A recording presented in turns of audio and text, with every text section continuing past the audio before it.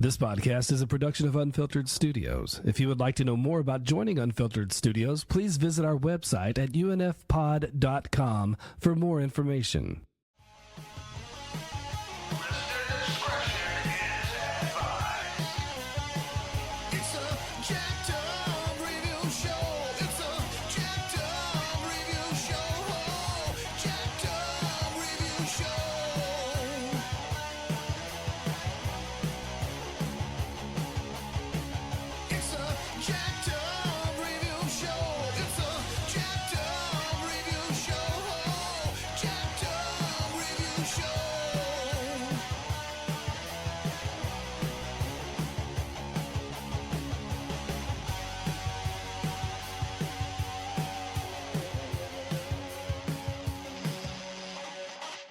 It's a bird. It's a plane. It's a ranch head and his posse. I figured it was time to just finally just talk about something that is like kind of more memory based, but also just what makes a Western show just dynamic. Well, I got to tell you, I'm surprised by going down the list. I mean, there's all the Westerns that I know about, but there were so many more I didn't know about. It blows my mind too when you realize what critics qualify as a neo-Western. And for those who don't know, neo meaning new age, new wave, kind of like neo-noir. And then they're calling, stuff like Breaking Bad and The Mandalorian neo-Westerns. And you're like, oh. Yeah. But, it's just that kind of like Star Trek, just that coding. It's tough to see at times because all you see at first is just cartels and pirates, at war with each other. Is like, oh, okay. But just the shots alone is like they're basically cowboys versus outlaws. Yeah. Especially, in Arizona with all the kind of background they had. Yeah. New Mexico. Yep. California deserts too. Kudos to Heroes and Icon cable TV for still re-airing a bunch of these hit shows. Cozy and Get TV, which is owned by Sony, will air some of them that they own. And I had a bunch written down, but it's just, I think we've all been exposed to them at some point or another. It's just like, yeah, that was a cool show at one point, Yeah. Well, my tastes usually run towards the more, like in the 90s, they had, I like the Westerns that aren't quite Westerns, like Wild Wild West. Yeah. Or Steampunk. Adventures of Briscoe County Jr. Briscoe County is kind of the perfect jump off. That leads to Richard Dean Anderson starring in Legend. Yep. I was going to bring that up if nobody else did. Nice. Yeah, I've been meaning to revisit it. I've always seen clips of it over the years, and I'm just glad they finally gave it a remastered DVD treatment for Mill Creek, and they had to only replace one episode with a alternate music track, but I'm not quite sure. I know John Delancey was, is in that, but I'm not sure. Was it Rick Berman or somebody else with Star Trek? No, you're right. Yeah, Michael Piller and Berman were the creators, and it was just a side project. UPN wanted another show on the Paramount lot, and they decided let's do that. Lancey had, prior to Track, been doing theater and a bunch of other guest spots, and he became great friends with Richard Dean Anderson on a MacGyver episode, which led to him being a recurring villain on Stargate later. But yeah, in the 90s, there was no shortage. There was a show I wanted to see that had Robert Ulrich in it. That was a popular one on TNT. The Lazarus Man, that's what it was. And I hadn't heard of that one. Yeah. And I'm not sure if you can find any episodes on YouTube. I know a bunch of pre-fame people like Mariska Hargitay guest starred on it. The Young Riders was another one in the late 80s, early 90s. I kind of remember that. Kind of almost like a takeoff of Young Guns in a way, wasn't it? It kind of was. Same kind of formula. A mild historical outline. Some of them are fun. It's fun seeing younger actors like Melissa Leo and Brett Cullen and Josh Brolin, but overall, I mean, they all kind of vary based on the premise and episode. But yeah, you can still see reruns of those from time to time on streaming and cable TV, and yeah, I mean, if anything, it's always fun seeing Western stars appear on other Westerns because then it's kind of like any other genre. It's just an acknowledgement of just why they're good at that starring in that kind of format. Is like, yeah, you're passing the torch on to the next guys who are starring in this. No, my wife developed a liking for Paladin. Have Like, Gun Will Travel. oh yeah, yeah. Because she used to watch that with her mom when her mom was with us. She used to watch that with her mom because she had a thing for her mom had a thing for Richard Boone of all people. And must But have been the Stone Cold Face. I don't know, but yeah, I don't know either. But I'll so yeah, Meet so she's 'Em really like that. was on there. Yeah. Yep, Becky's brought that up that because of me, she's noticing all these stars she would never have noticed before. All these people like Hal Needham, she noticed. But there was a lot of guest stars on there that went on to do bigger and better things. Believe it or not, Richard Boone even directed a bunch of episodes. Yeah. Even Andrew V. McLaughlin directed 116. My God. Yeah. Um, that was on my list, and uh, it is kind of interesting how he was almost kind of like Steve McQueen's Oh, Wanted Dead or Alive. Wanted Dead or Alive. Although, Yeah. while that guy was more of a fugitive anti-hero, this guy, he's a good guy, but he'll get his hands dirty any way he can. Yeah. But yeah, I watched, I hadn't never watched an episode of Wanted Dead or Alive before, but I caught one episode on Pluto today. uh, Um, yeah, believe it or not, that Rutger Hauer movie of the same name. yeah, I have that movie. Yep. Longest time I had no idea. It's like a loose sequel. Is like, what if that guy was his ancestor? Well, they kind of point to him being his ancestor in a way, I thought. If I remember They the movie do, but correctly. it's still kind of an open premise. They don't really make it the main draw. Yeah. But Because it's I just thought, funny. yeah. Well, it's been a while since I've watched it, though. I'm gonna have to watch it again. I want to see what's his name from Kiss, Gene Simmons. I want to see him blow up again. Yeah. Sure But thing. yeah, I tried to catch some episodes of shows I'd never checked out before. Wanted Dead or Alive. I watched I watched an episode of Gunsmoke. That ran for 20 years. And I remember watching it when I was a kid because it lasted till 74. So I was 7 years old when it was canceled. And, it's just going back. I didn't realize then that it had a 20-year run, and then it was in black and white. Yeah, those and Rawhide, I was never really big on. I know, hot take, but like I get it. Like they boosted Clint Eastwood and a bunch of other names, and it was during that period where it's like if you didn't have books or comics, that's what you watched. Yep. There was and you had things like Big Valley with Lee Majors, and although I haven't really watched an episode recently. I mean, I watched it when I was a kid. I don't know when it ended, or if I was even watching reruns or whatever. But yeah, no, I recall that one being pretty cool. It was that I would often get it mixed up. I mean, it was basically the Waltons, but just more of a Western approach. Well, yeah, the Waltons is I couldn't really tell you a whole lot about Big Valley except that Lee Majors was in it myself. Yeah, it was pleasant. It was I would get it mixed up with the High Chaparral and and of course Bonanza. Yep, there you go. But yeah, and that was like the prevalent time for them was the 50s and the 60s. Kind of tapered off for westerns in the 70s. Yeah, and 80s, I think, and then without really modern day stuff like Hell on Wheels or Justified and Longmire. I don't know. Justified's more of a modern western then. Right, it's more action crime, and it just happens to have western tropes.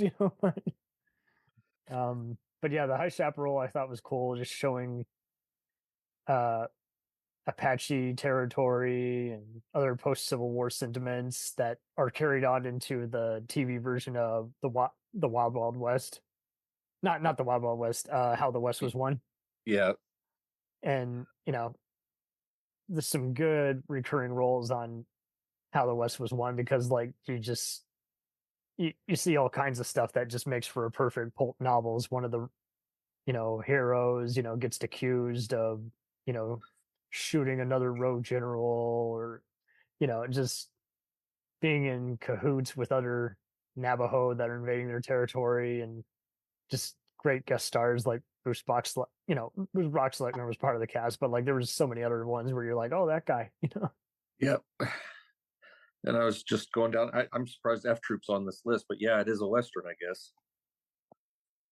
Yeah, it's pretty laid back, and it always would vary. You never knew if you were gonna, kind of like even Little House on the Prairie. You never knew if it was going to deal with their day on the ranch versus uh, them actually going out and about, getting into trouble or trapped in the woods. Yeah.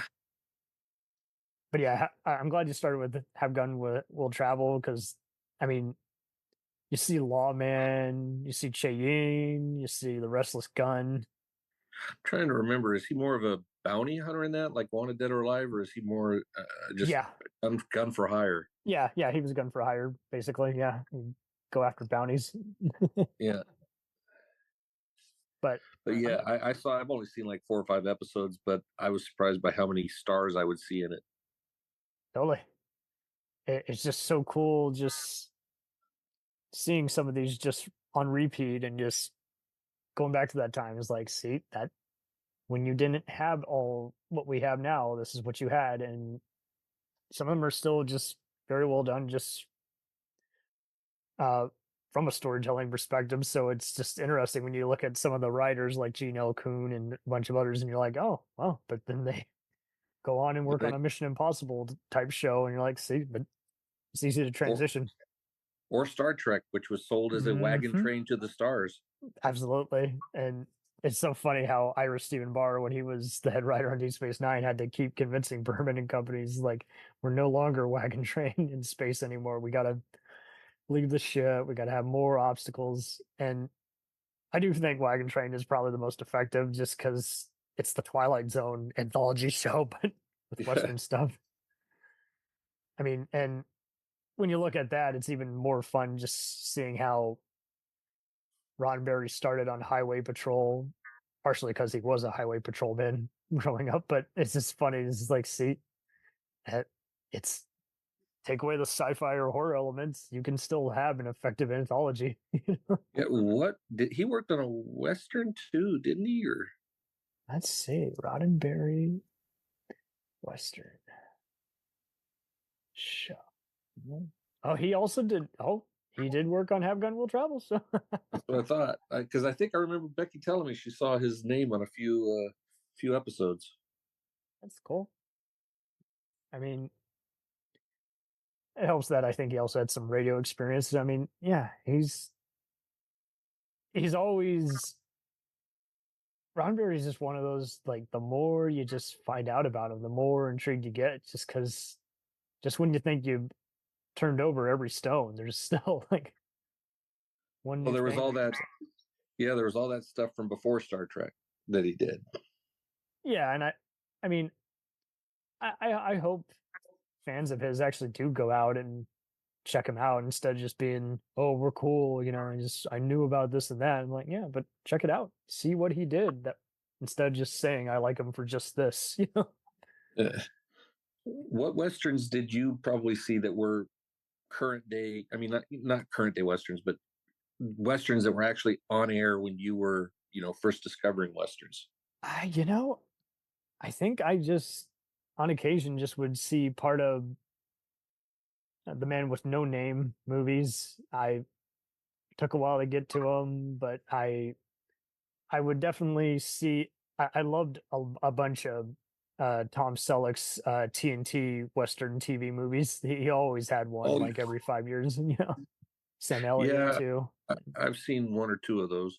Well, and that's what was kind of the joy, is like just seeing how he's got, Elliot and Selig, who even star together in the Shadow Riders and a bunch of other CBS miniseries, just they still had it. Like going on into the post 80s, they would do some more of it in the 90s, and the material agreed with them. I mean, even Jesse Stone in a way is uh kind of a Western hero, even though it's more about just small town private eye trying to get his job back as a police captain.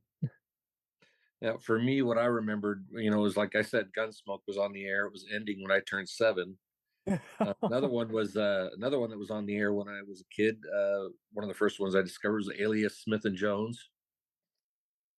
Oh, that was. I'm not sure. I'm not sure how many. I think it might have only had one season. I'm not 100% sure. Ben freaking Murphy.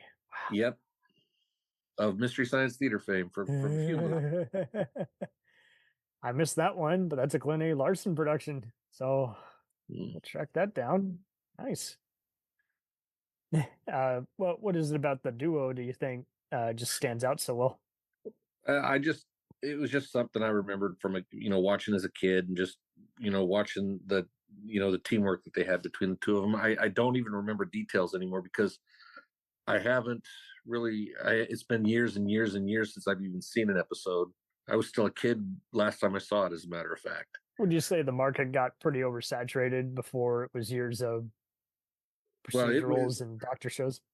Yeah, it was oversaturated with Westerns, and they kind of died out and trickled in here and there. But yeah, the 50s and the 60s were the heyday. 70s when they started to die out a little bit. Then we'd see. I'm trying to remember, what did we see in the 80s that was a Western? Oh man, yeah, that's kind of where war stuff kind of took over on both CBS and HBO. 80s Western shows. I know there's got to be a few. Well, I mean, when was Dr. Lonesome Dove? That was early. Yeah, but that's later. Yeah, was that a series or a mini series? Mini series, but yeah, they continued into the 90s, and I recommend the next two, and then after that, they kind of got.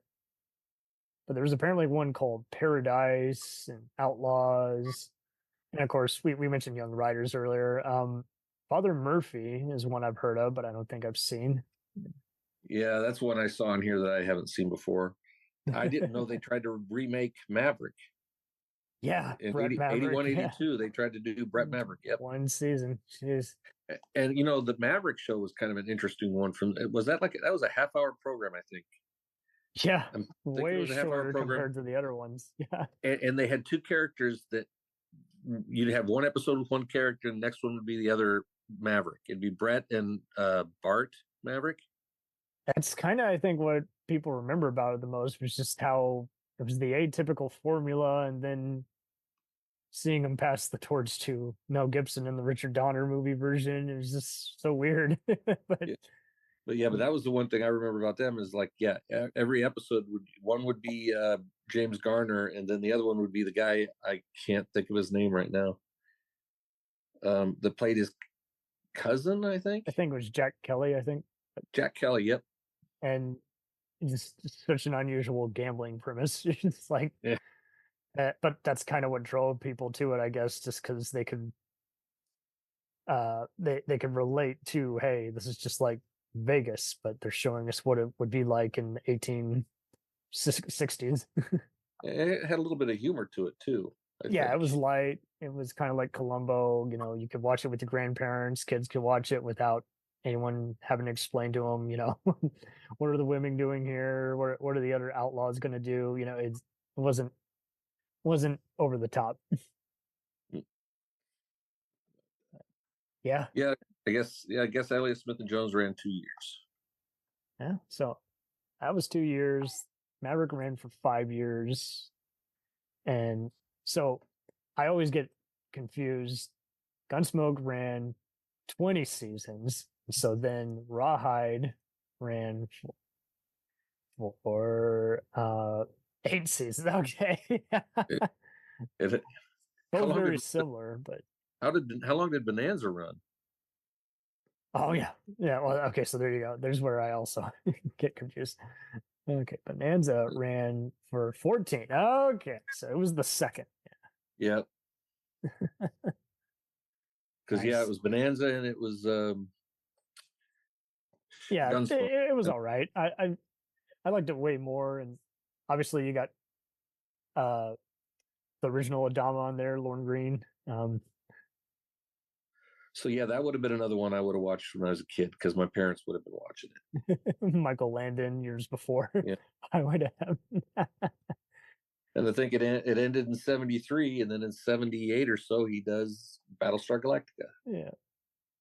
Yeah, but before we were, and a lot of these not would Michael come Landon. on. I'm talking about Lorne Green. But, yeah, Lorne. And it's so wild how a bunch of these would come on Hallmark Channel. It's wild. What's your take on the Rifleman? I watched one episode today. I've watched an episode or two here and there in the past. It's an interesting watch. I wasn't quite sure because I tried to refresh my memory with it today, and I watched an episode where his son is held captive while these other guys take him to a bank to rob it.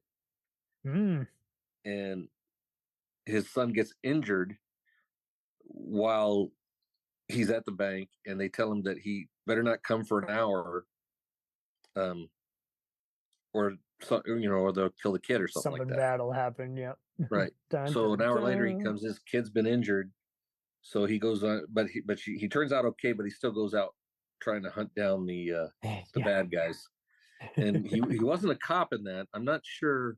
Yeah, he wasn't a sheriff or anything. He was pretty much just like tough to say. Like he was defending a homestead, and he was like the unofficial bodyguard kind of in a way. And it was just, yeah, I think the hype kind of killed it for me, but I can see why. Connors was just so perfect for the role. He just, I mean, just the physique, you just instantly, you're not in doubt. He had that stern look that was pretty much down pretty well. And then it's so wild after all the gunfights and guarding people at the end, he just occasionally smile at the end. You're like, oh, I see. Now the good side comes out. And yeah, I didn't like it as much as the McQueen show one, but I get it. It has just that. It's kind of just trope city. It checks all the boxes and it does it well. But an interesting enough, since TNT kind of became kind of Western TV show city, they did a modern day movie version of The Virginian. Did they?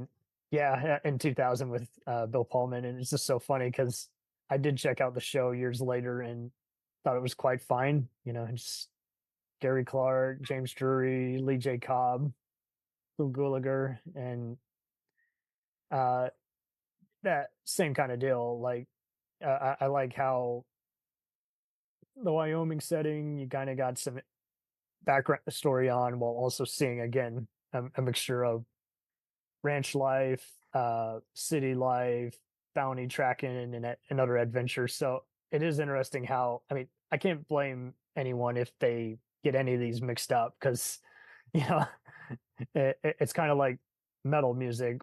Once you've heard a bunch, you will unfortunately start mixing up a bunch of other stuff that just sounds too similar because they're all trying to imitate each other. Yeah. Still your audience, so to speak. I had no, like I said, my tastes have usually ran more towards Wild Wild West and Briscoe County because there's more. It's not just a Western. Yeah, that was my father's favorite, and he always couldn't believe it was before Star Trek because he always got a Kirk and Spock kind of mentality from the two leads. I don't know that I got that mentality. I don't think. Yeah. Well, no, actually, now that I think about it, Kirk lost his shirt a few times too, just like. Oh yeah. Just like James West. It was just the more, just one of them is just like a brilliant genius, and the other takes out the trash. Just the whole dynamic. Yeah.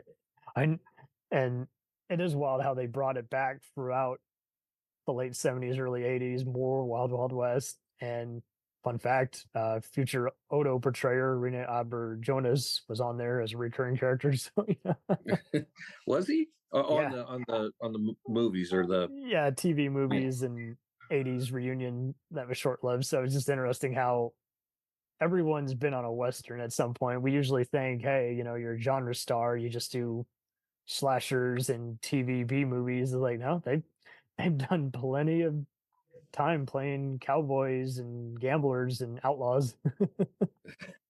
well, I remember Renee being in a Wonder Woman episode, Eh, even or yeah, there you you know. go. Yeah, you'd be on Wonder Woman or the Incredible Hulk. Often is the robber who gets it. But yeah, and then Briscoe County in the '90s. But that's just it. I enjoyed that show. I enjoyed Legend. They both only lasted a year. I Richard Dean is talking about bringing Stargate back, and I hope Campbell does find an audience for Briscoe County. He could still do it. It would be fun. I haven't heard him talk to it. I haven't seen anything where he's talked about it a lot. He talked about it like back when Ash versus Evil Dead came out, like in a movie web interview, and I'm just holding him to his word. I'm like, because much like Evil Dead 2, you could come out and introduce people to it, and they're still going to watch it, even if they're not a genre fan, even if they haven't seen the original source material. And occasionally, Briscoe County would come up on Freevee and some of the other sites, and I hope, I mean, with the Suits phenomenon, just showing how it is possible to have a second life for any kind of movie or show. I mean, it would be cool to have a new legion of Briscoe County fans and just remind everyone it was a thing. Do we know if it ended because of poor ratings, or was it like... Fox pretty much was like, after this season it's going away, but it did rerun on TNT about a year later, so that was kind of cool. It's definitely got a cult following, so I'm wondering if that's enough to really launch another season of Briscoe County. I feel like, I mean, Carlton Cuse, went on to do other he went TV. Lost. He had something to do with Lost. Yep. Main showrunner on that, and Nash Bridges and Martial Law, and used a lot of the same guest stars and directors. But yeah, it would be cool if he went back into the well and tried it again. If you ever get the DVD, there's some great special features on it, and it's such a shame that the actor playing Briscoe's buddy passed away. Yeah. He was like Show enough. I can't. Played by Julius Curry, and he was like a sitcom star. He passed away in 2008 from pancreatic cancer. God, that's sad. I enjoyed him in another show with Matt Frewer called Dr. Doctor. And so it wouldn't be the first time he worked with an unusual genre head. Working with Max freaking Headroom. Man, that's cool. Well, if they had a movie with Bruce Campbell and Matt Frewer in it, I'd watch it. That would be fun. Oh man, would the world be able to handle that much awesome? What I was surprised by, well, it's going off topic, but Dr. Doctor, I mean, when I saw that show, he was pretty funny in it, and Matt Frewer was, and he was. It seemed to me like he did quite a bit of ad-libbing on that show, and I thought it was funny. I don't know if you've ever seen it. I unfortunately never did. I don't think they reran it, but I definitely heard about it when I looked them up back in the day, and it was just one of those of like, huh? It is cool just seeing what many of them have done outside of their signature roles, just because it makes you wonder. It's like, why does no one repeat this, and why wouldn't you want to? I don't know. I wish most stuff was available on some kind of physical media instead of just, if you weren't there, you missed it. I was just we watched an old Star Trek or a Star Trek Next Generation episode where they're on the holodeck and it's a Western kind of feel. Oh yeah, it was full of datas. And I was surprised because I saw Pete from Briscoe County in it. Yeah. Yes. He's the guy being held in jail while his father or somebody's coming to get him. Yep.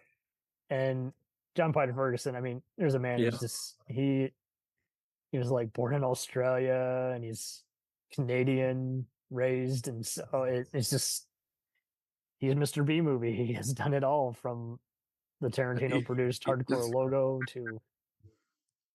Well, he's like Bruce Campbell. He's somebody if I see him on TV, I'll watch it. Absolutely, he's done so many things from The Last Ship to Suits to Burn Notice. So but whenever I saw him in Last Ship, and I didn't think they gave him enough to do in that show. Yeah, he kind of after a while was kind of just the merc, and then just the away team leader in a way. But yeah, I mean, so many guest spots and just other fun stuff. And when I would see him, I'd be like, "Hey, I think I should know this guy." And then you look him up, and you're like, "I've seen him more than I realize I've seen him." But which episode? No, and he was in Jeremiah too, second season. Oh wow! Remember that show's the one. I gotta revisit it. Yeah. What's his name? Sean Astin away. And Sean Astin. Oh, he did show up in. Luke Perry and Luke Perry. Yeah. Yeah. Malcolm J. Water.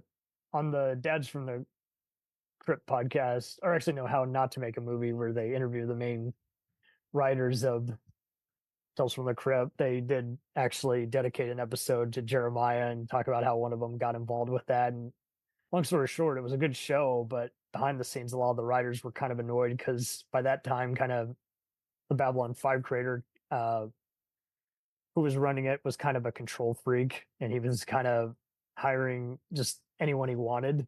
And so it just kind of got annoying because they're like, you need the script now and when. So, the creator, who are you talking about, Straczynski or? Yeah. So Straczynski, and one of the Crypt writers was guest writing it, but it just was one of those where they all kind of admired what he was creating, but they felt his people skills needed work because he was so used to doing everything himself.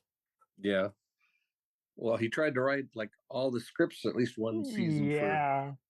And it's kind of similar mentality. If he didn't like you weren't on the writing staff, or if you wrote it, he still had to change it up a bunch and have someone else co-write it. And so it's just a little frustrating from a writing perspective, but yeah, I do feel like it's a good show, but I don't know why Amazon kind of goofed up. Like season 1, you have to buy, and season 2.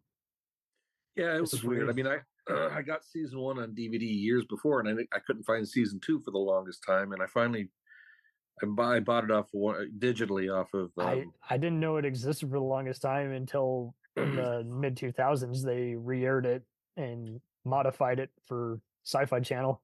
Like they took out some of the language and sex, and it played perfectly with all the other apocalyptic shows they were airing at that time. It was just wild. In a way, Jeremiah kind of was a Western in a way. Yeah. They took away technology. Pretty much.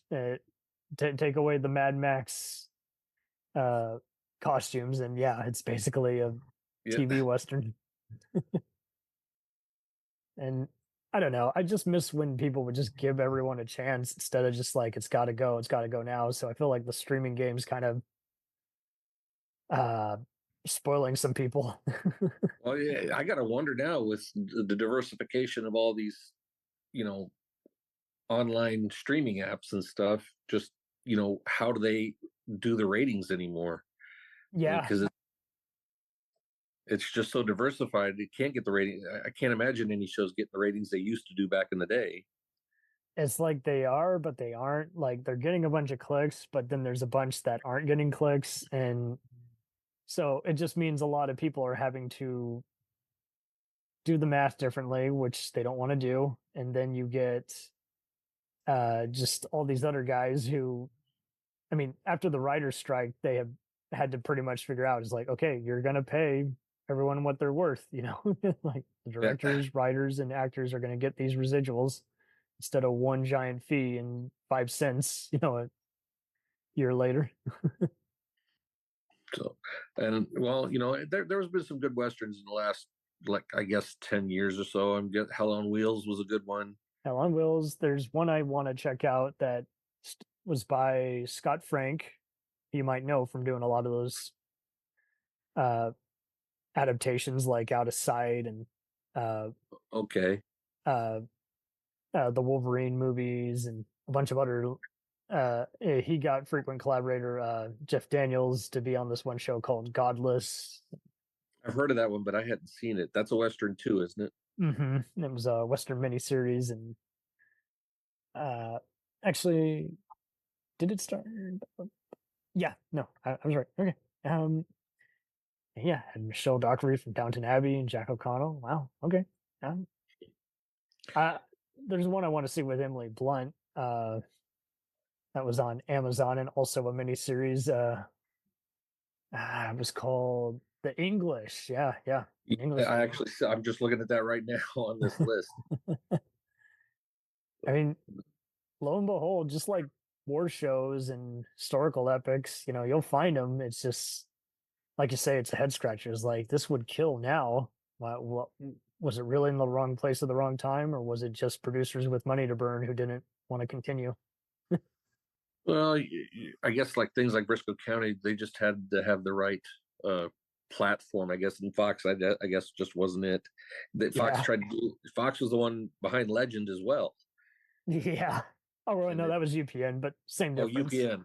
Well, I mean, same difference. They syndicated it, though, didn't they?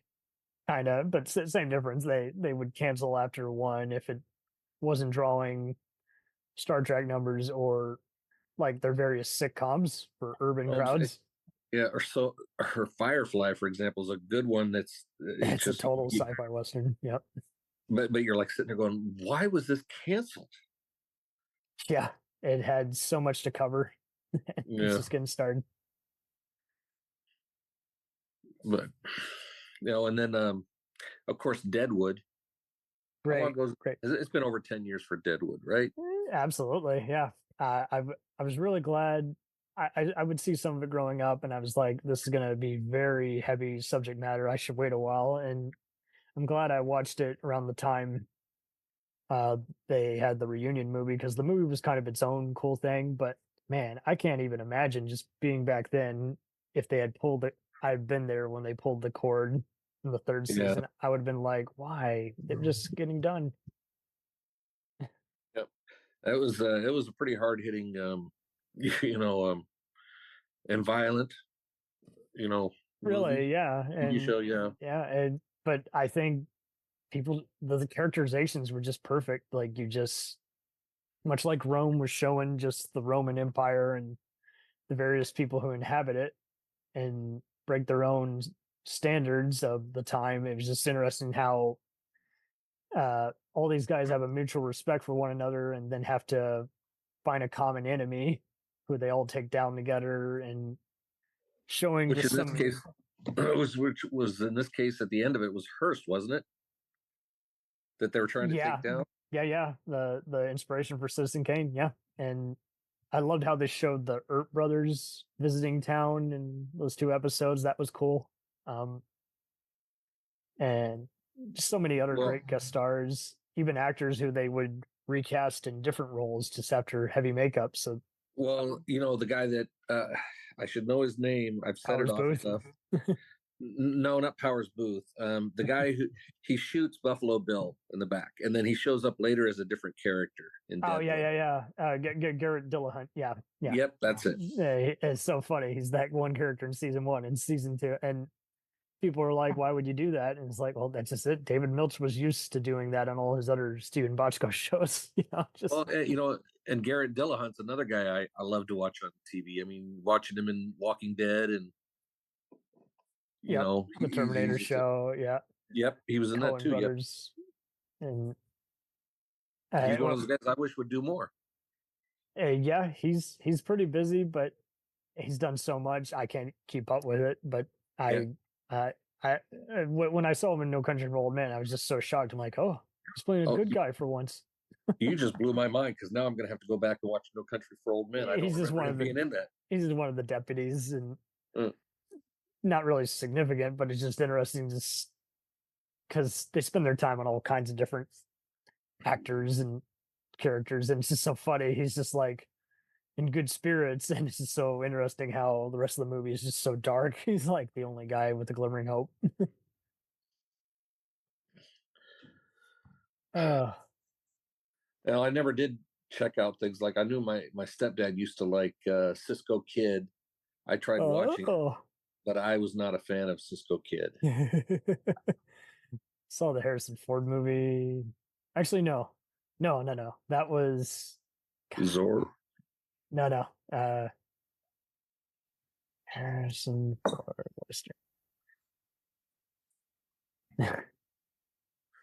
Gene Wilder. That was the Frisco Kid. My bad. Oh, Frisco That's Kid. About a rabbi. Yeah. Okay. So that was a movie though. So yeah. Yeah. No, Cisco Kid. I never saw the show, but I did see the TNT movie from '94 that, believe it or not, still occasionally replays on TBS on Once in a Blue Moon. I have the Cisco Kid as a movie. Which you made me think about something like Blazing Saddles too. When you mentioned Gene Wilder, it made me think of Blazing Saddles. They tried to spin off a show. What?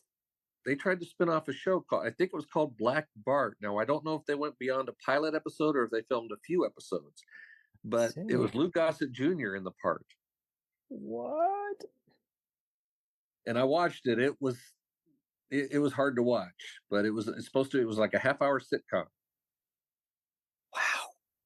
Black Bart. Wow. I see it now. Yeah, it's a TV movie. It was a movie? I thought it was a TV sitcom show that they started. Wow. I just see a TV movie, but yeah, wow.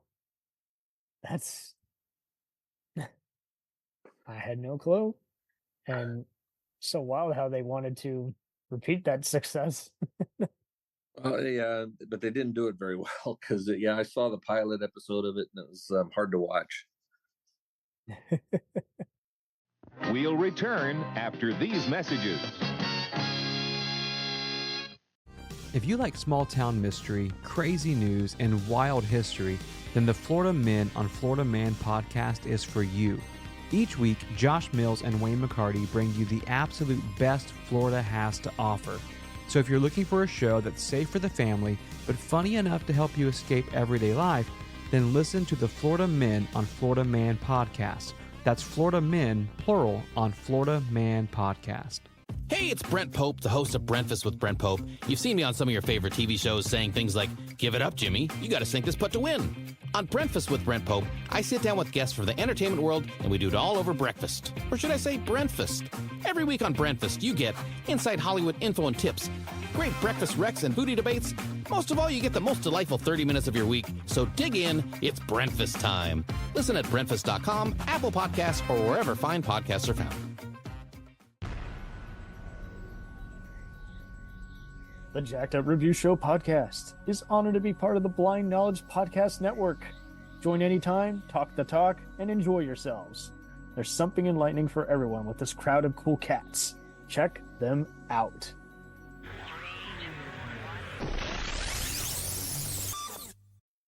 Damn. Even for that time period, it was pretty dated humor they were using in it. That's a shame. It's kind of like, F Troop was a product of its time. It worked probably because of the time it aired in. Right. You just can't put it in that other setting. Yeah. Okay, yeah. According to IMDb, many more episodes were filmed after the pilot, but never aired because the studio was contractually obligated to make them in order to keep the rights. That's the only reason they did it then. And then due to a contractual loophole, they never had to actually show them. See, so there you go. There's the perfect example of way to waste everyone's time. That's kind of like the reason why they made that first Fantastic Four movie with Roger Corman. Then throw it away, do one brief screening, and then be like, no, I don't like the production quality, kill it. Yep. I was so glad I interviewed Frank Conniff and asked him about how does one pitch a sitcom nowadays, and I'm just glad that he confirmed that for me. Just saying, the executives get your joke. They're not dumb. They're just wondering how they're going to market it, and so that then made me wonder, just like, no, how bad is marketing now? Did he pitch like Sabrina? I know he worked on it. Yeah, I don't know that he pitched it, but he definitely was one of the main writers on it. And I just remember seeing a animated pilot he starred in that was in cartoon form that had a bunch of comedians, including him, for Amazon, and it was fun reminding him of it. And he's like, "Yeah, you were in that," but it's just cool, just reminding some of these guys who have worked so hard, and just noting to them is like, "Hey, you're." We just want to acknowledge that your talents are invaluable, and we hope something else cool happens instead of doing the billionth, convention for something you did, over 20 years ago. Yeah. Well, I mean, they've got their thing going with the Mads, so. Oh yeah, no doubt, and I'm sure they'll, that'll go on for years. I just missed the fact when they used to do it live because I got to meet him in person and talk to him and stuff. But yeah, I would love to do that again. At least one more time. But yeah. No telling. Yeah, no, I mean, I have no doubt that Apple TV or some other platform might try. Didn't they tried to do something recently, like the early 1900s with what was the name of it? It had Leonardo DiCaprio in it. It was almost like a Western, but it was cars were around and stuff like that. It had to do with Indian land and Indian people. Oh yeah, it just came out. Yeah, Killers of the Flower Moon. Yeah. Yep. Mm-hmm. So I'm sure movies will still be a thing. It's just interesting seeing how many of them are straight to internet and Redbox versus are actually in a theater. Yeah, I guess it depends on the budget they spend on it. Totally. But, I mean, if it has kung fu, it's probably going to be direct to video, make a lot of money. I had something in my head about something I forgot. Yeah, I lost it. Damn it. I was thinking along those lines. Oh yeah, Yellowstone. I haven't watched that show, but they had a mini series that spun off 1883, I think it was called. Mm-hmm. Yep. Have you checked that out? I have, and that's kind of the beauty of all of them. You don't have to watch them in any particular order because they all intersect at least one point, other than 1923, which is basically the next generation of, set after 83. And yeah, it hasn't crossed over with the main Yellowstone shows yet. And since Kevin Costner's exiting, and this is 2020, 4 is the final year for it. It's come and gone, and there's still plans to have McConaughey join the cast and have the other characters get thrown spin-off. So even though it's going to end, it's ending, but they're going to continue it in some fashion. Just like another spin-off kind of thing, right? It's kind of like all the other tracks and Law and Orders, and even Stars Power show. Yeah. I didn't watch Yellowstone itself, just that 1883 and a little bit of that 1923, but I didn't get all the way through that one. Was Yellowstone kind of like a modern day Western kind of thing? Yeah, and in some ways it's also a crime drama, so it's interesting how all these elements acknowledge each other. Well, one thing I remember from 1883 is that girl getting that arrow in her side. They pull it out, and aside from the fact that, they put, not like they show it in the movies or TV shows from the 60s or whatever, where someone gets an arrow and they're fine. She was infected because they rolled those arrows in like crap and stuff like that. Oh, yikes. Or did you watched it, didn't you? Oh yeah. And 83, that's right. That does happen. So like you think she's going to pull through, but then she's like, nope, because she's infected with the crap that they smeared the arrow. I was distracted by so many of the other guest stars, and there's a few other plot twists along the way you'll either like or won't care for, but I think they're going to continue that one. I know 23 is getting another year, but it was just so confusing the way they announced it, because at first they're like limited events, and then they're like year 2 coming soon. You're like, oh, then why not rename it? Was there supposed to be another year for 1883? I thought it was kind of weird how they ended that episode or ended the series. Yeah, I think they're doing another year for that, but I don't know when it's going to come out because the writer's strike just screwed so many things up. Yeah. But mainly I just got the gist that Sheridan was just so annoyed with having to deal with his various stars of all his other shows like Costner and Stallone that he just kind of was just like, help me, give me a breather. These guys that still have movie egos. Mm-hmm. Yeah.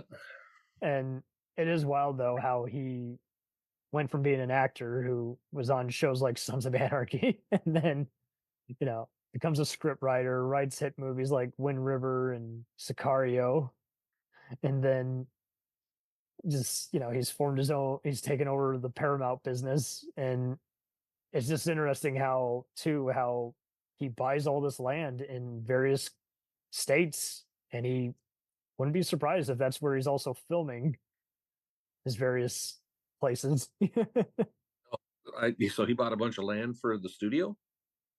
For himself to film. For himself. And he probably sells it to other producers for them to rent out and film on. Oh, a little side business. Okay, I got you. Yeah, he's hustling. So I would hate to be the guy doing all the checking accounting. I'd be like, this goes where? Oh, I'm not leaving the office on time, am I? Well, that gives me a thought to why the 50s and 60s, there were so many Westerns back then. It's because a lot of them were probably reusing a lot of the same sets. They had to have been, yeah. Yeah. Is any family members like you, kind of like my sister, where they like to tell if it's clearly on a closed off film set versus it's outside and their hair is actually moving? Yeah, I mean, that's one way they would save money producing those. They're probably fairly cheap to make, I guess. Yeah, usually I'm cool with it as long as the lighting is good. But man, I would buy a few, back when gas stations still sold DVDs, I would buy a few just random made for video or aired at a festival type indie westerns, some that would have like cameos by like Michael Madsen or David Carradine, and then feature them prominently on the cover. And each time is like you'd have a DVD commentary and some special features, but the movie was a letdown. And then it just got so annoying because you're like, man, I can't see anything just because the lighting's so bad. That overexposed white. You mentioned Carradine's, and now I'm thinking, I forgot. Kung Fu's kind of a Western. Kung Fu is totally a Western, but people forget it just because it's martial arts, crime fighting show, but it's a Western. Set in the West. I haven't seen the new show. I know some people like it because it's culturally correct, but I don't know. I'm just not really into the CW. Oh, is it airing? Is it airing only on the CW, or is it like on a streaming service? I mean, because it might be on HBO Max because I know that's where they're airing a lot of the Warner Brothers owned shows now. But I haven't. Let me see. CW Kung Fu. Yep, it's on Max. Okay. Is it like a female lead kind of thing? Because I thought I saw something like that. Yep. Yeah. Yep.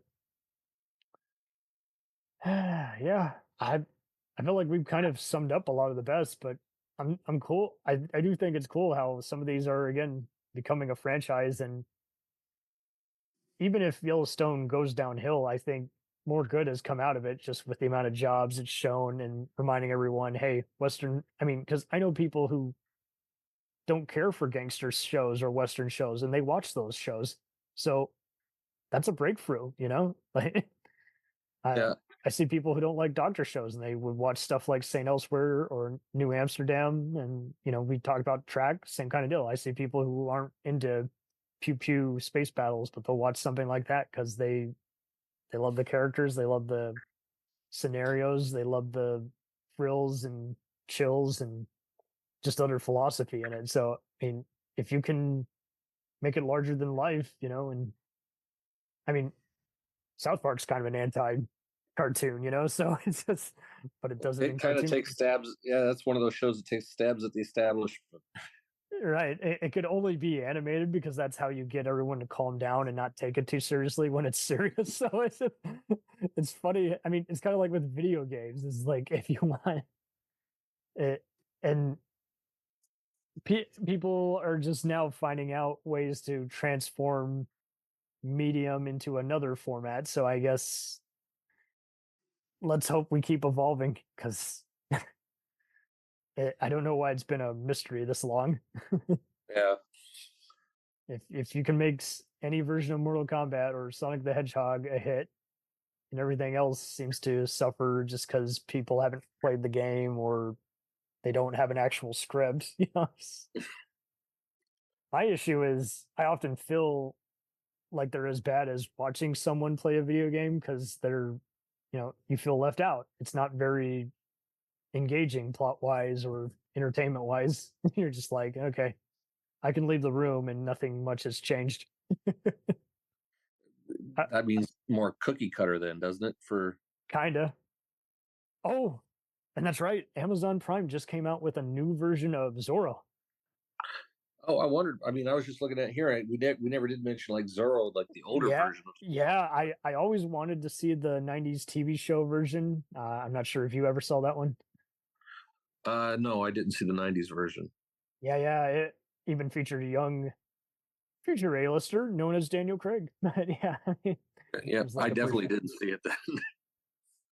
Yeah, it was just one of those like it was like syndicated like on the Family Channel or something like that, and even had a few other actors on it. And yeah, it seems like this one pretty decent reviews. It looks like it's got good production quality, and I'm cool with the TV show kind of just taking on the thing. There just would be more time to develop, and it's a big difference from on Amazon. Just came out this year, and I'll have to check that out.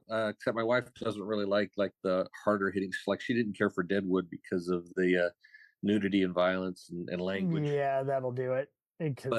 But I wondered. I mean, is this going to be more mainstream, or is it going to have like Amazon elements of harsher language and that kind of stuff? Let's see. Let me look at the Parents Guide. It's on Amazon. Let's see. Okay. Says mild elements in all categories, so I think you're good. I'll show it to my wife then. She'll probably get a kick out of it. Let's go with PG-13. Okay. Maybe PG-15, but definitely not Deadwood level. Yeah. There's a gunshot and you've just seen gore splatter all over the place. Oh, you're saying not like that? Yes, not like that. Promise. I'm looking at it here now, and it says, for people 12 plus. Well, I was never heavy into watching westerns and stuff, but Deadwood drew me in when it came out, and I watched it. But then again, I've never had a problem with language or violence in movies or TV. No, I know exactly the thing. Trust me, my guy. My father would introduce some of his favorite movies that he owned on DVD all the time, and he would learn the hard way every time. He'd be like, "Oh shoot, that's right. There is about." And the jazz is playing. There's about to be something risque. I might have to rewind and fast forward. Yeah. Kind of reminds me when I was in class and my teacher would try to fast forward through Romeo and Juliet during the sex scene. Yeah. Oh, we're talking the classic Olivia Hussey. Yeah. Yep. I can remember I shot two years. I went to one school and then the teacher showed it, and she's like, she fast forwarded through it. And then another teacher who's like, if I hear any laughing, I'm shutting this thing off. Yeah. And yet everyone was laughing after the fact. You're like, Yep. jeez, the pre-internet age, that had to be the best thing on planet Earth. Yeah, both English classes, 2 different schools. Yeah, I kind of wish some stuff could be like Glory, where they have a safe to air TV version that airs for classrooms and history classes. It's just like you want to be able to introduce certain movies to certain people, but unfortunately, I think a lot of audiences are just getting dumber. They forget that certain stuff is different if you watch it on TV versus uncut on physical or streaming. Yeah, well, like Deadwood is kind of based on real life people, but how much is fictionalized in that? As They took some liberties. I know the one deputy who marries the one prostitute, that happened in such a different way, but you kind of let them get away with it just because they're just like, yeah, but it's just showing a bigger point how they're trying to unite the town. And I doubt they actually handcuff Senator Hers, but it's a cool image to just show, hey, we're coming for you. And it just kind of showed the right amount of rule breaking versus we told you a complete fabrication like Braveheart. Well, I mean, I'd heard and read things about Hearst being a real asshole. Yeah, no, he was totally an asshole. They got that part right. I think they got that part right for everyone. I know many historians were hating the language, but see, I don't know how anyone would know how anyone would curse back then unless you actually lived. Well, they were having a problem with the way they were speaking in the show. Is that what you're saying? Yeah, like how they were cursing. Well, I mean, it was almost, I wouldn't say Shakespearean, but there was definitely a lyrical quality to That's what I kind of got too. It became music after a while. And I don't mean that in a Tarantino way. Like you actually is like, okay, it's the style. So if it's wild how you brought up the Shakespeare kind of stuff, because I did kind of get that kind of same kind of gist. Is like this is the filmmakers leaving their signature. It's they're speaking English, but they're speaking English in a way that's foreign to us. Yeah. What? We're just after a while we're kind of just strangers in strange lands. Then well, and then I think Rome and Deadwood were airing on TV at the same time. A few years apart, but it's wild how to show how arrogant the execs were kind of becoming. They're like, we don't think a Sopranos version of Set in Rome would work. Let's try the Wild West. Then that works. And so then they're like, they basically just gave it to a whole different crew who they poo-pooed the idea from originally. So they're like, yeah, do Deadwood, but now do it in Rome. So it just Rome came after. Yeah. But okay. But it had kind of been pitched around before Deadwood. So it's just funny how they all exist because of each other. Yeah. But they are kind of underrated in a way. I do feel like both them and Oz kind of do a good job of just kind of just show what would it be like if you're in kind of a lawless kind of scenario, and it's just kind of a shame. People will often just go, oh, HBO, the Sex and the City, Tales from the Crypt, Sopranos channel. Well, I don't, if you're talking about that, I saw all of Oz, but unlike Rome and Deadwood, I felt compelled to buy those because I wanted to own them, but I haven't ever felt that way about Oz. No, it's fine. If you have Max, you might want to just stream it, and if it entertains again, I think it's just emotionally rewarding. It's just a little, despite, I think much like many of these shows, people get distracted by the content, and so they think it's lowbrow than it actually is. But no, there's a lot of like depression and some wicked stuff going on in Oz. Oh, absolutely, and all the characters, yeah. And it's an experimental prison that shouldn't have been formed in the first place, but I think it's a little more telling now, especially in a post Sons of Anarchy type dramatic fashion, just showing how, I mean, there's so many for-profit prisons nowadays. So if anything, I think it just predicted how it was going to go. Kind of that, and just when people aren't properly enforcing rules and they're breaking their own rules, it's just like where's any sort of justice? Yeah. And when and then it goes back to the whole "it takes one to ruin it for everybody" kind of motif.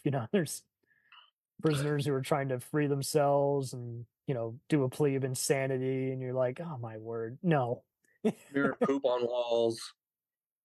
There was that, and I think I just dug how everyone pretty much compromises themselves after a while. But don't get me wrong, it is heavy, but I think it would blow every other person's mind nowadays, especially if they have a bunch of people they want to philosophize.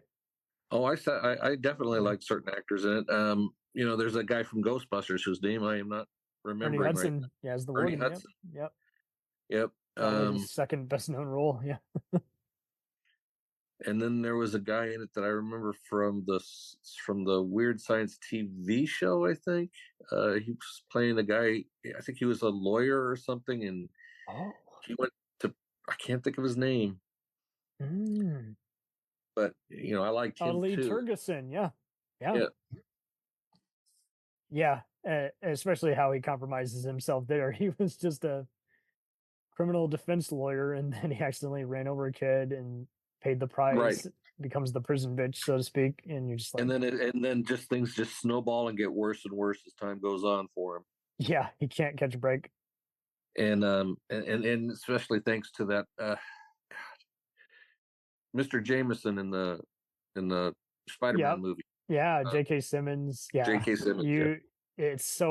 He's so likable in so many other things, and in that one in Spider-Man, you're just like, I love to hate this guy. He is scum of the earth. Oh man, this has been a delight. I think just because Western shows are they kind of just open up what makes a compelling story. If you got just outdoor sets or closed off sets, and how much of your time is going to show in everyday, just like what your way of life, especially if it's in a historical period before we had heating and plumbing. Yeah. And I was just thinking of something else. It's not really a Western, but it's the sci-fi. Westworld. Westworld, yep. There's even a Josh Brolin show called, what's it called? Outer Range, which is like a sci-fi Western also. Yeah. Has it only had one season? Season 2 finally came out. And did it? Because I remember something about a big hole. Right. I was just like, when's it coming out? When's it coming out? And did they renew it? And Bill Pullman's son Lewis is in it. Imogen Poots is in it. But yeah, much like with them, that racial horror anthology show, I was like, when is it coming out? And now finally it's here. And I'm like, Amazon, why did you pull a Netflix and keep it so secret for so long? Was it the one part of it was written before the strike, and then it took a while to get it going again? They kind of just kept it mysterious. Like they just didn't market or say anything on it. And I'm like, is it coming out or not? Which also reminds me, there is a Western show about a game warden in a rural town called The Pickets. That's a Paramount Plus show. I'll have to check it out. That, and I did watch when it was on AMC, The Sun, starring Pierce Brosnan. I saw commercials for it, but I never got a chance. You'll either like it or hate it. For me, it was kind of like a There Will Be Blood kind of thing, just showing these oil barons and tycoons. Oh, okay. Well, that might have some sort of twisted interest. Yeah, it's very twisted. For whatever reason, it just wasn't grabbing me. I just couldn't. But so it was kind of a hate watch for me. I'm like, who won't they kill? I like Pierce Brosnan though. So yeah, he was great as always. It's just there's also a show that it's more of a crime mystery, but it's got mild kind of Western kind of themes called American Rust, where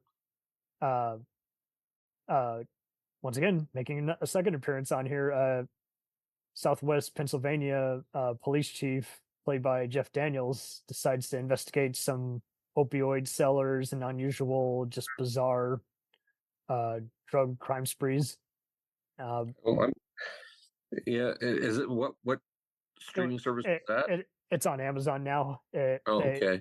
They originally aired it on Showtime. Showtime didn't like the ratings or properly promote it, so they canceled it, and Amazon resurrected it. But I just like how there's a second chance for everything now. I mean, and I'm even discovering some older Western stuff. There was a historical mini series called Into the West that aired on TNT back in the 2000s that I have a copy of, and it's also just fun just seeing where all these different actors, just seeing them pop up, and it's like, oh, that guy, he's on Reservation Dogs, he was on Longmire, or he was in Tombstone, and now he's on this other show once again playing a sheriff or an outlaw. Yeah, I don't know. I mean, with they so can't many escape it. with so many streaming services trying to fill content, there is a lot more opportunity for things to get a second chance. I don't know how much of it is just people being stubborn. They're just like, oh, I don't want to bother. I'm like, you should. But that's what's just so sad too, is like when we are late to the party and we want to check it out, and then we're like, and it's already gone. Yeah, I'm not sure I want to get into this if I'm not going to get a conclusion. Well, and another thing with the streaming, sometimes it just doesn't come out like it used to. In a way, they take their time. Yeah, they take their time. Orville. Seth MacFarlane's taking way too long. Yeah, it's like you got to wonder, is it coming back? He's come back. But then again, things like the Venture Brothers and stuff, and Robot Chicken, it's like their seasons were not every year. It was like it might be a season, and then a year, maybe two, before the next season comes out. Yes. Oh man, so much of that. So it's interesting in that people are able to have second chances, but it might take a long time for them to bring out episodes, which I'm not too fond of that. Like, and they don't even do as many episodes as they used to do. It's like anywhere between 10 and 13 episodes. And then people talk smack about it when it comes back, and it's like, well, they brought it back. You asked it to come back, and you still didn't like it. So. No, I mean, I've liked every season of Orville so far, but there's only been 3 in 6 years? Yeah, it should be on season 7 by now. Yeah. Totally. And they're not, and I'm not sure how many are they the ones doing 10 episodes or 13, or I'm not sure what they kind of did, yeah. And I think that's just it. I think it just confuses people, and the writer's strike really worked against a lot of people just because they need more time to think. Yeah, that's one of the drawbacks is you've got somebody's interest, but you want to hold it, and you're not going to hold it if it takes 3 years. Not everyone reads the Hollywood Reporter, so yeah. And that's the other thing too. I think a lot of people don't read the Hollywood Reporter variety; they read a clickbait site. So, good job, clickbait sites, on making people get into all these unnecessary just talking smack sessions. It's like, remember when we just would change the subject?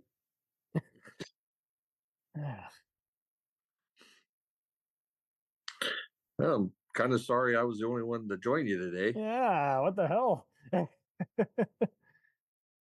I get it. Mike is crazy busy, and James I did hear some interruptions. Yeah. And what did Thomas tell you? He had something going on? Nope. Nope. No. What happened? Yeah. He didn't join in last week, though, did he? I know he's had some,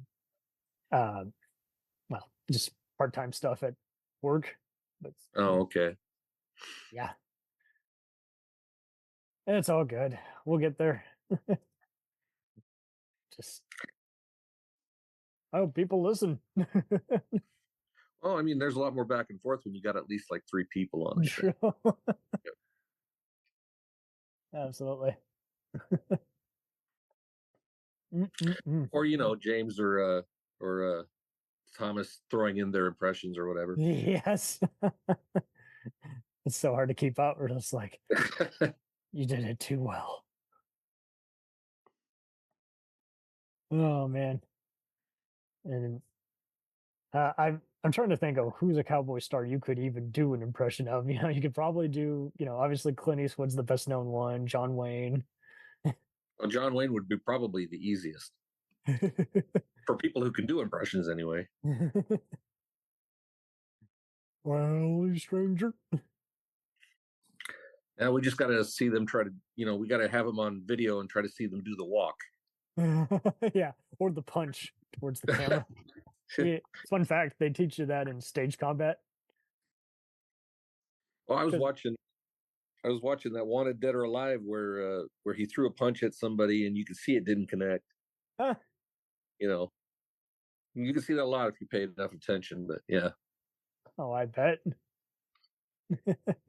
That has to be nutty. Yep. You don't want that punch to be sideways. You'll see that they're not. No. Yeah. And the fact that it just took them so many years, before choreography and all that, is like where you position it determines the convincingness. Yeah. And it's just hell on Blu-ray because now you're going to see other stuff that wasn't meant to be seen. Yep, a lot more detail. Like you can see the nose hairs somebody has, or something sticking out of their nose, or the hair that's sticking off of their ear. That one Charles Bronson. What's the one he's on? Western Mystery.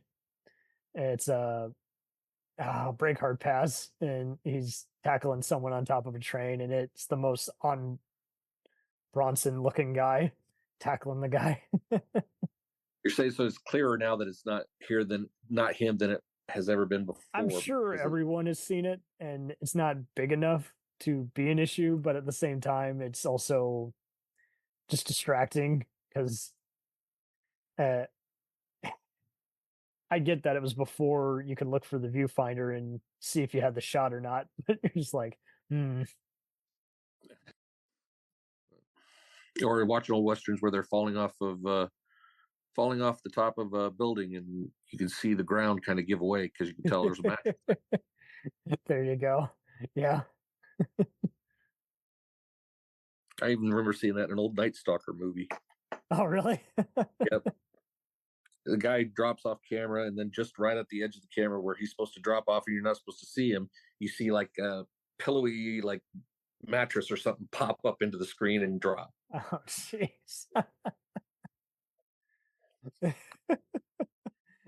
then again, that's kind of why I like, is if you watch things multiple times, you start to look for things. Absolutely. I've seen Blade with Wesley Snipes too many times to where now I can tell when it's the stunt double fighting and getting shot at. They do a good job of concealing it, but we've seen it so many times. So like you say, our eyes go in opposite places than to observe other detail we're not supposed to see. I mean, half the time, dude, makes me wonder what it would be like if we only saw every movie once. Would the memory be preserved, or would it be just meh? Well, people have reasons to watch the movies the second time, but then even they start to look at it and go, okay, I didn't notice this before. Yeah. Why did I like that? Yeah. But that's why I like to watch old movies and bad movies. Bad movies are the best because you just see things like boom mics popping into the screen, or even the shadows of the boom mics, or yeah, there you go, or a reflection of the mirror or something. Yes, absolutely.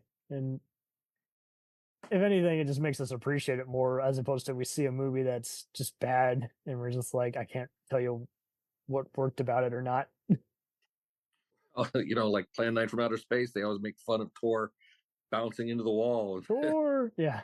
It's painted to look like stone or something, but you can tell it's not because he just bumps it and it moves.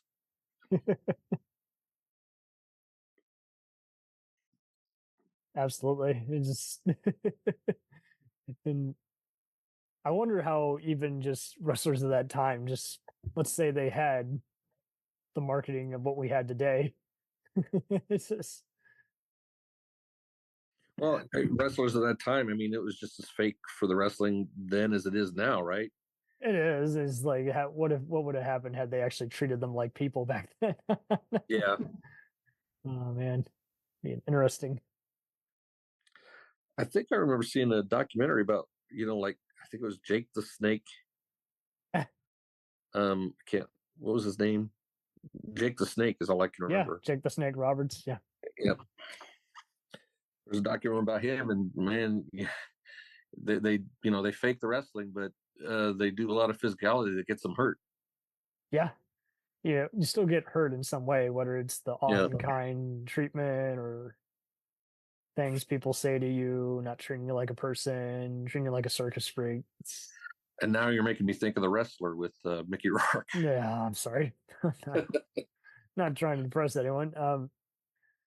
But yeah, I'm just glad that they are getting into some of the other nuts and bolts and trying to actually try harder on these documentaries instead of them being just clip shows.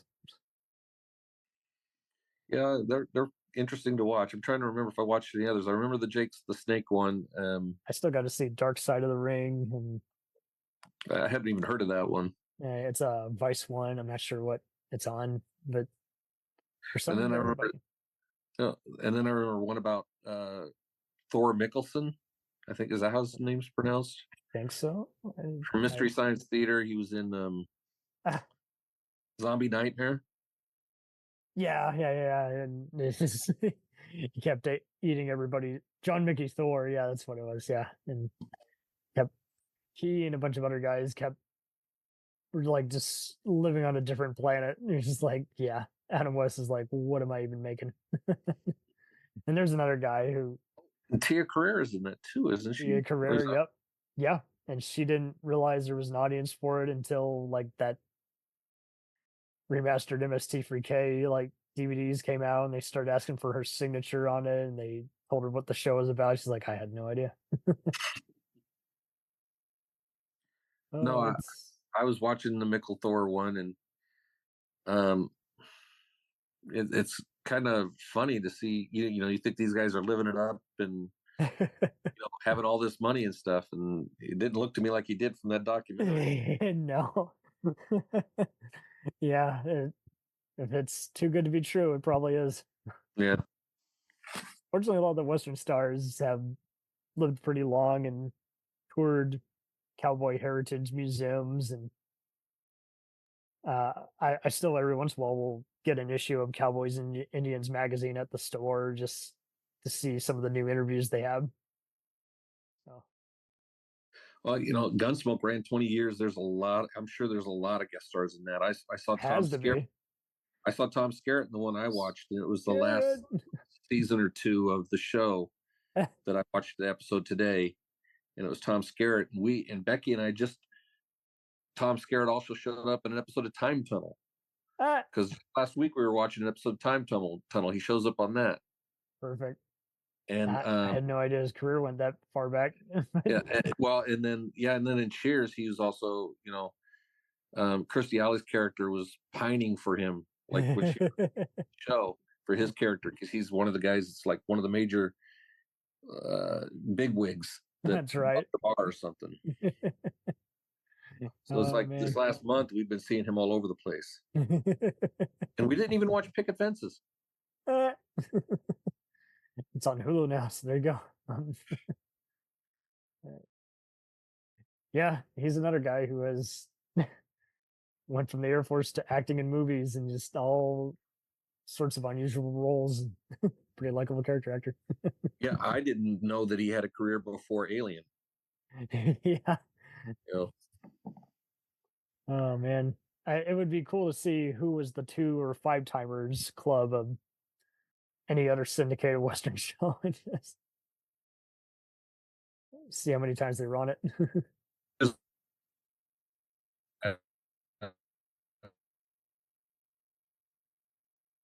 Of people, and it only had a 5-year run, or was even a 5-year run. I don't remember, but oh, it's fun.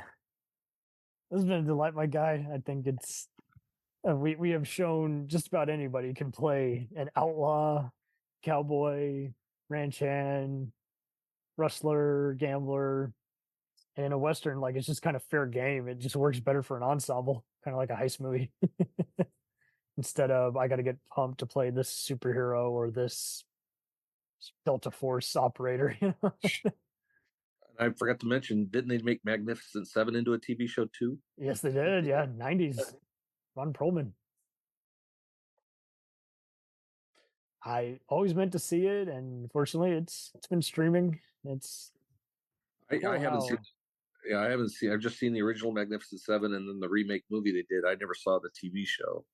Yeah, it's wild how many sequels they had, and same kind of deal. Like MGM was able to repackage it so many different ways, kind of like James Bond. Yeah. Well, again, sorry, I'm the only one that was in on it. I'm sorry they missed out on the fun. But I hopefully we named so many different favorite westerns. If we left any out, comment. There is a lot that we left out. I'm sure there is. There's so many westerns. So many. Just talked about the ones we knew.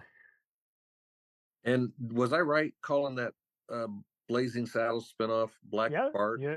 I learned something from that. I was like, I had no clue. I thought that was just a rumor. Well, I kind of wondered if I got the name wrong or. No, you got it exactly right. And Louis Gossett Jr. and poorly rated. And I'm like, jeez, I had no idea. It was kind of like F Troop humor, but not as good. Yeah, it's just not kicking, and yeah.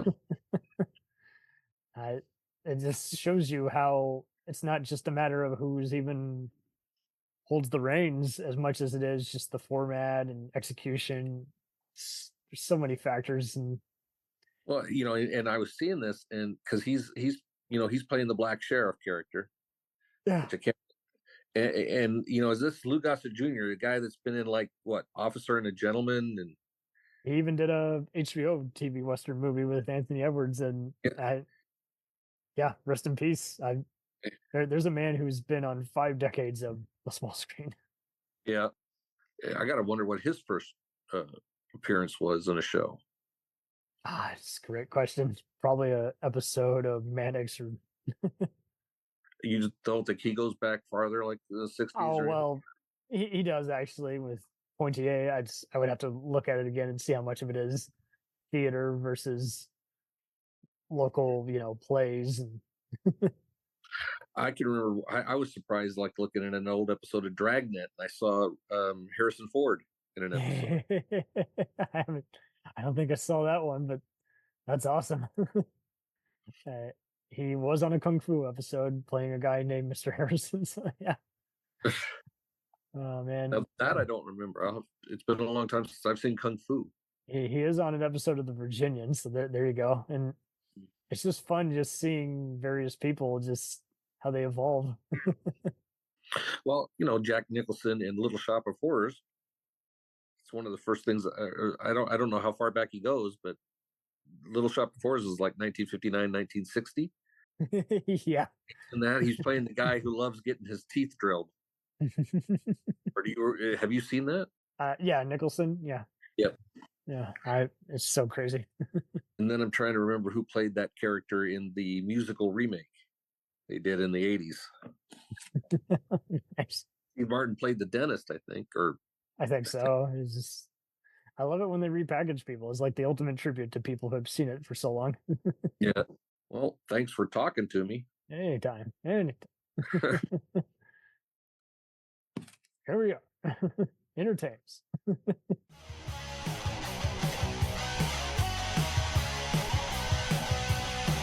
Follow us on the web on Facebook, Twitter, and Instagram.